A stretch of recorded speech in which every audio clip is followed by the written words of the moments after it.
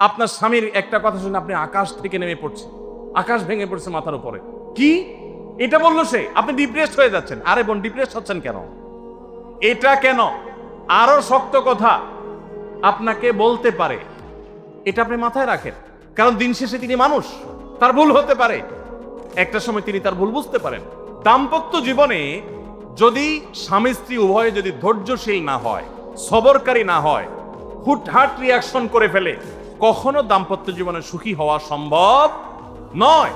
মনে রাখতে হবে, একসাথে থাকতে গেলে, দুইটা পাতিল একসাথে থাকতে গেলে টুনটান লাগে না, বাধে হয় না?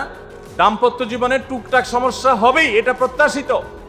মনে রাখবেন, এই জিনিসটা যদি আপনি আগে থেকে মাথায় রাখেন, তাহলে আপনার কষ্ট অনেকখানি দূর হয়ে যাবে। আমরা অনেকে আকাশ থেকে নেমে পড়ি। কি বলে? এত বড় সাহস, এই কথা বলতে পারে? কেন ভাই আশ্চর্য হচ্ছেন কেন? এর চেয়ে বেশি কথা বলতে পারে? মাথা বাড়ি মারছে? আরে ভাই, ছুরি মারে নাই যে শুকর আদায় করেন। বুঝেন নাই কথা? একই কথা বোনদের জন্য প্রযোজ্য। আমার মা বোন যারা শুনছেন তাদেরকেও বলছি,